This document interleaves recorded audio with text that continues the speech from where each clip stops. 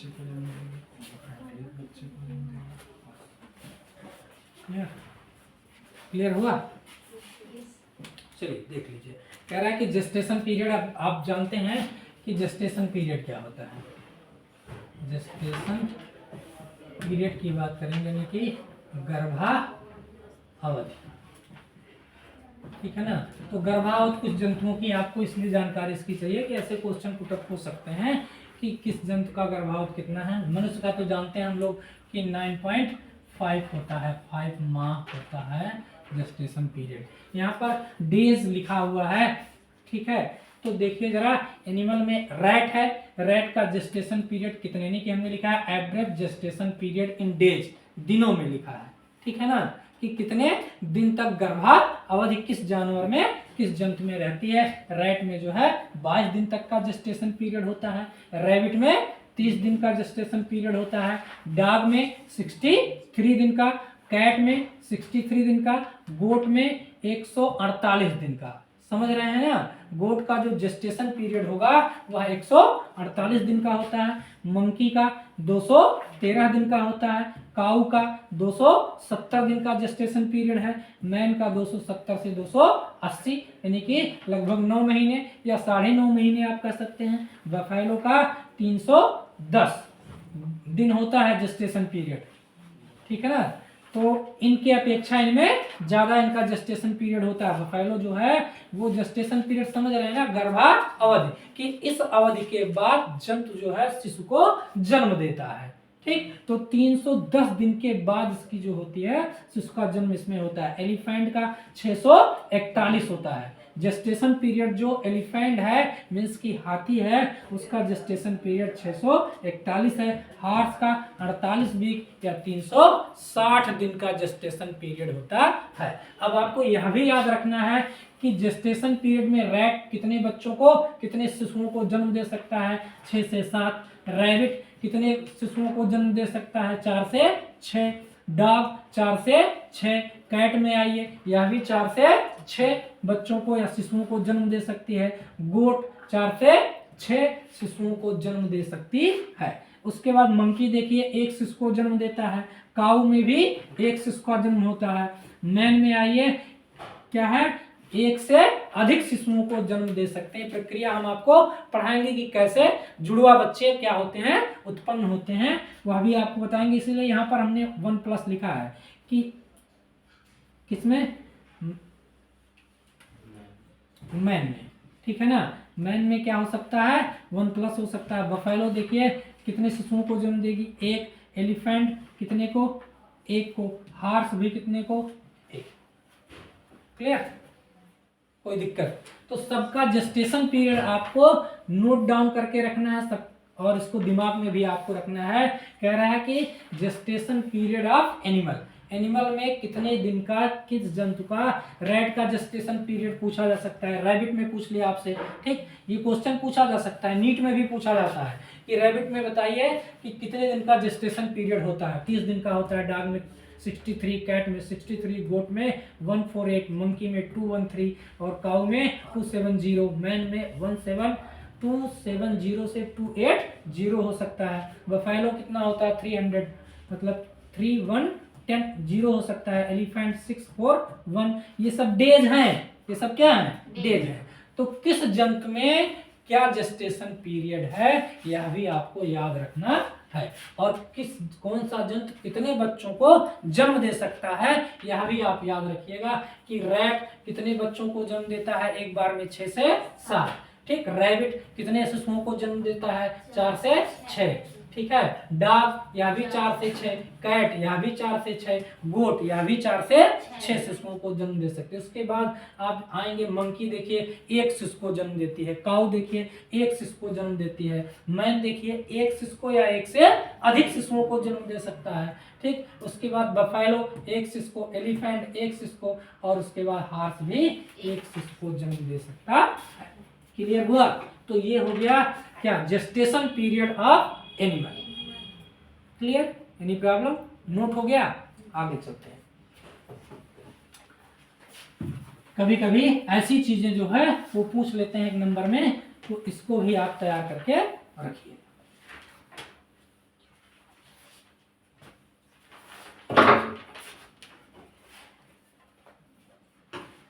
उसके बाद आपका बचता है दुग्ध स्रावण या लैक्टेशन।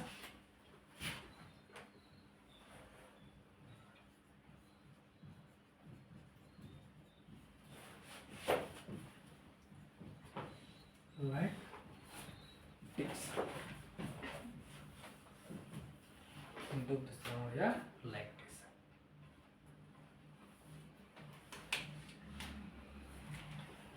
स्त्री के स्तन ग्रंथियों में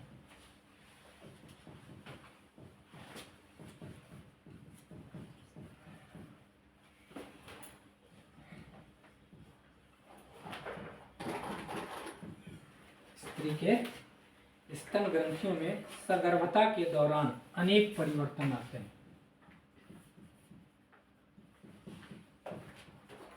के दौरान अनेक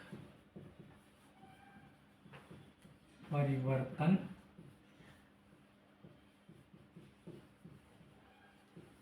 आते हैं। ठीक है, अनेक परिवर्तन आते हैं और सगर्भता के अंत में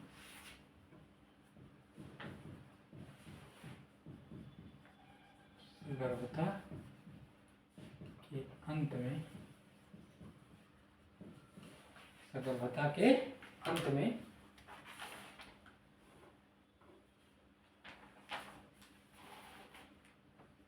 इनमें दुग्ध उत्पादन होने लगता है।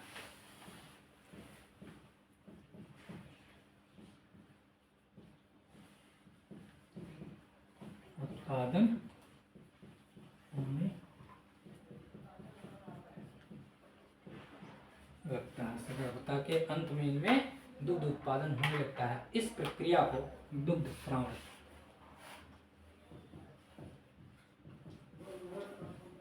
प्रक्रिया को दुग्ध स्रावण या लैक्टेशन कहते हैं। क्या कहते हैं? लैक्टेशन। क्लियर? दूसरा पॉइंट लिख सकते हैं। दुग्ध स्रावण के प्रारंभ कुछ दिन दुग्ध स्रावण के प्रारंभिक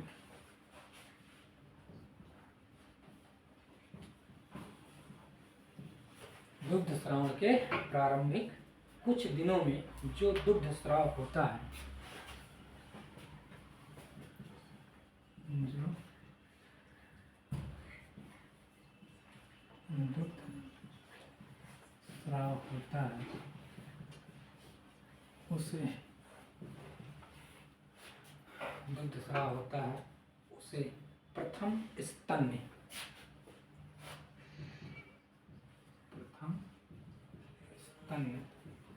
या खीज कहते हैं, या क्या कहते हैं? खीस। खीस, ठीक है, उसे खीस या इंग्लिश में इसको कहते हैं कोलेस्ट्रम। क्या कहते हैं? कोलेस्ट्रम। कोलेस्ट्रम कहते हैं, खीज या कोलेस्ट्रम। अगला पॉइंट लिख लीजिए। कोलेस्ट्रम में कई प्रकार के एंटीबॉडी पाए जाते हैं।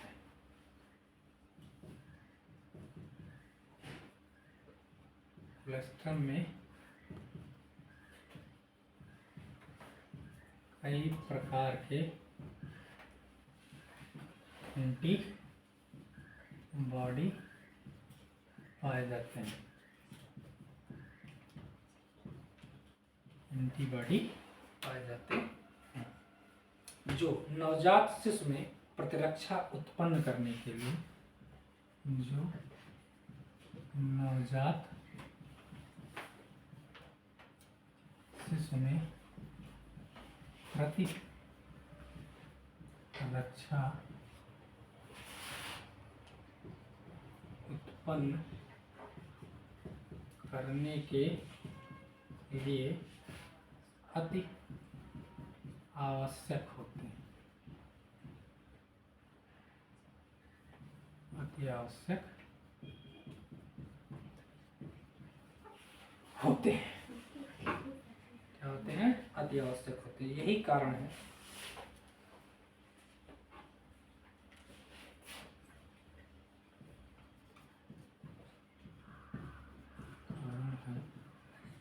कि डॉक्टर भी क्या करता है? डॉक्टर भी यह सलाह देता है। कौन सी सलाह देता है भैया? डॉक्टर, कि बच्चों को क्या करना चाहिए? 6 माह तक नवजात शिशु को 6 माह तक नवजात शिशु को माता की मदद, इसको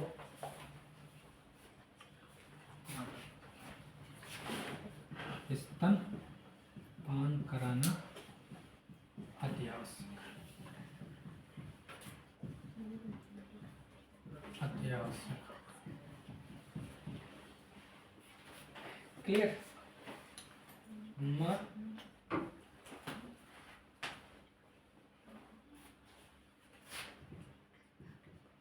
का दुग्ध नवजात शिशु के लिए संपूर्ण आहार का कार्य करता है। संपूर्ण आहार का कार्य करता माना जाता है। बस दिस चैप्टर इज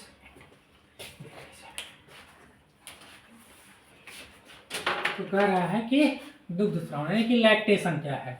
लैक्टेशन की बात करेंगे तो स्त्री के स्तन ग्रंथियों में सगर्भता के दौरान जब प्रेगनेंसी हो जाती है, कहाँ?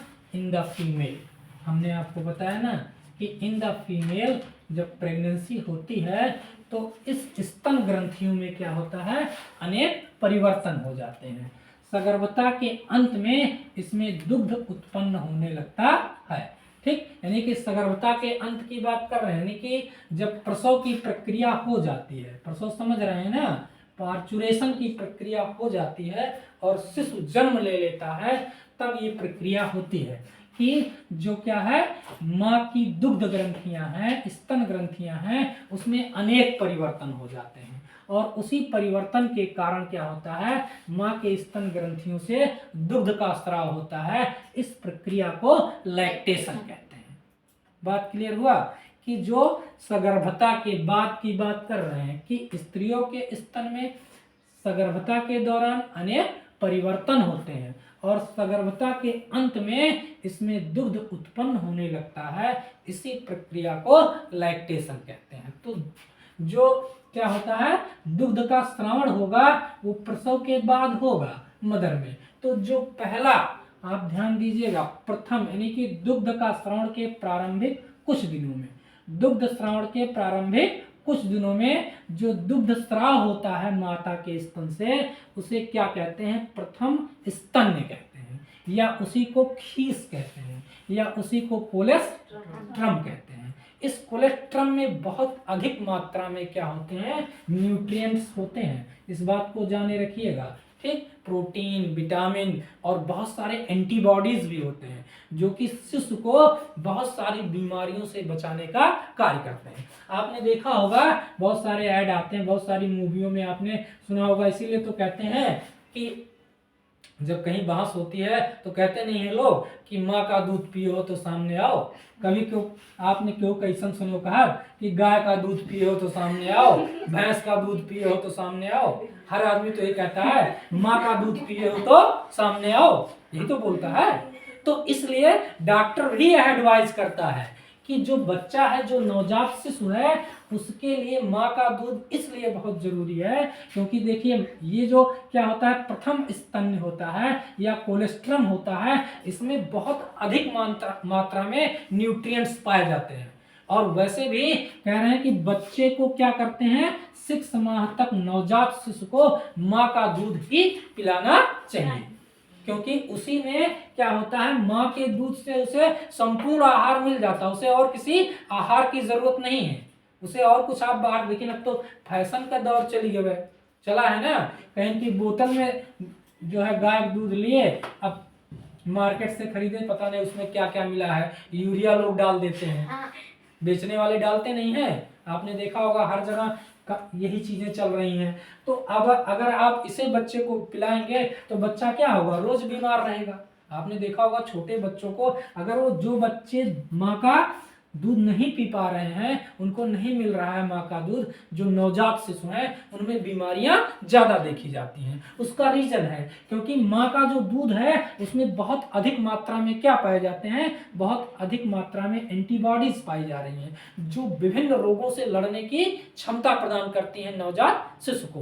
क्योंकि जो नवजात शिशु है उसे जो है एंटीबॉडीज चाहिए, किस लिए चाहिए, जो बीमारियां हैं, जो वायरस हैं, जो बैक्टीरिया हैं, उससे लड़ने के लिए उसे किसकी आवश्यकता है, बहुत सारी एंटीबॉडीज की आवश्यकता है। तो अगर वह माँ का दूध पीता है तो उसमें इस तरह की बीमारियां कम देखी जाती हैं। तो इसलिए डॉक्टर भी एडवाइस करता है कि 6 माह तक बच्चे को स्तनपान मदर को कराना चाहिए। ठीक है, तो देखिए कह रहा है कि इसमें कोलेस्ट्रम, यानी कि कोलेस्ट्रम में कई प्रकार की एंटीबॉडी पाई जाती है। कोलेस्ट्रम की बात कर रहे हैं। कोलेस्ट्रम क्या है, खीस, इसी को क्या कहते हैं, खीस। ठीक है ना। तो जैसे देहात में देखे होगा किसी के यहाँ गाय बच्चा देती है, ठीक है ना, ऐसे आप समझो देहात में गाय यानी कि काऊ बच्चा देती है ना, तो कहें कि लियो काऊ बनाओ थी, इनरी बनाओ थी, उसमें सबसे ज्यादा क्या पाया जाता है, प्रोटीन, विटामिन यानी कि न्यूट्रिएंट सबसे अधिक मात्रा में पाया जाता है ना। और देहात में जब तक ओका काव करिए उन्हें ओका खौले हैं बेरी डार दे, बेरी डारत डारत जब तक वो फाटी तब तक ओका इंगरी बनाए खाई है, और गांव में हर बार टोला पड़ोसी का बटी है, जान रहे हैं ना। तो इस प्रोसेस में जब आएंगे तो मदर का जो कोलेस्ट्रम है, यहाँ फोकस कीजिएगा, मदर का जो कोलेस्ट्रम है it is a very necessary for the child, वो चाइल्ड के लिए बहुत आवश्यक है। क्यों आवश्यक है, क्योंकि कह रहा है कोलेस्ट्रम में कई प्रकार के एंटीबॉडी पाए जाते हैं जो नवजात शिशुओं में प्रतिरक्षा उत्पन्न करने के लिए अति आवश्यक है। यानी कि रोगों से बचाने के लिए क्या है, उनको माँ को क्या चाहिए, अपने शिशुओं को रोगों से बचाने के लिए अपना स्तनपान कराना चाहिए, कि अपना दूध पिलाने की जरूरत है उनको। ठीक है, अगर ऐसा नहीं होगा तो आप दोनों बच्चों में टैली करेंगे कि जो लोग मदर का मिल्क पिए हैं और जो लोग क्या है बचपन में जब पैदा हुआ बच्चा तब से उसको क्या पकड़ा दिया गया, बोतल पकड़ा दिया गया, निप्पल से दूध पी रहा है, तो दोनों में फर्क होगा, तो बच्चा ज्यादा बीमार होगा। क्योंकि ये जो बच्चा है जो कोलेस्ट्रॉल ले रहा है उसमें क्या है, बहुत सारे एंटीबॉडी हैं, बहुत सारे न्यूट्रिएंट्स हैं। ठीक, तो माँ के दूध को क्या कहा जाता है, संपूर्ण आहार कहा जाता है। अब संपूर्ण आहार के लिए उसे कहीं और जाने की जरूरत नहीं है, उसे बाहर से कुछ खाने की जरूरत नहीं है, उसे बाहर से कुछ पीने की जरूरत नहीं है, क्योंकि अगर वो मदर मिल्क ले रहा है तो निश्चित रूप से उसे संपूर्ण आहार मिल रहा है। क्यों, क्योंकि हमने आपसे कहा ना कोलेस्ट्रॉल में कई प्रकार के एंटीबॉडी पाए जाते हैं जो नवजात शिशुओं में प्रतिरक्षा उत्पन्न करने के लिए अति आवश्यक है। तो यही कारण है कि डॉक्टर भी क्या करता है, एडवाइस करता है कि 6 माह तक नवजात शिशुओं को स्तनपान कराना अति आवश्यक होता है। मदर मिल्क यानी कि माता का दूध नवजात शिशुओं के लिए संपूर्ण आहार का कार्य करता है। क्लियर। तो ये आपका हो गया कि लैक्टेशन किसे कहते हैं। लैक्टेशन का मतलब हो गया इन द फीमेल, ठीक है, सगर्भता के बाद इन द फीमेल के स्तन ग्रंथियों में अनेक परिवर्तन हो जाते हैं और सगर्भता के अंत में स्तन ग्रंथियों से दूध का स्राव होने लगता है। इसी प्रक्रिया को लैक्टेशन कहते हैं। और जो प्रथम दुग्ध स्राव होता है, यह पूछा जा सकता है आपको, इसलिए अंडरलाइन कर लीजिएगा। प्रथम दुग्ध स्राव को क्या कहते हैं, प्रथम स्तन। देखिए कह रहा है दुग्ध स्राव के प्रारंभिक कुछ दिनों में जो दूध का स्राव होता है उसे क्या कहते हैं, प्रथम स्तन, या उसी को खीस या उसी को कोलेस्ट्रम कहते हैं। क्लियर। यह क्वेश्चन जो है वो बनता है कि आपका कोलेस्ट्रम क्या है, समझ रहे हैं ना, या खीस क्या है। ठीक। या पूछ लेगा कि कोलेस्ट्रम आवश्यक क्यों है, तो हमने आपको बता दिया कि कोलेस्ट्रम में बहुत प्रकार के एंटीबॉडी पाई जा रही हैं जो कि नवजात शिशुओं में किसी भी संक्रामक रोग को, किसी भी बीमारी को रोकने के लिए अति आवश्यक होते हैं। Clear to all. अब ये क्लियर हो गया कि व्हाट इज द लैक्टेशन। इसी के साथ ये चैप्टर क्या हो गया, खत्म हो गया। अब इस चैप्टर का हम लोग जो है टेस्ट करेंगे, ठीक।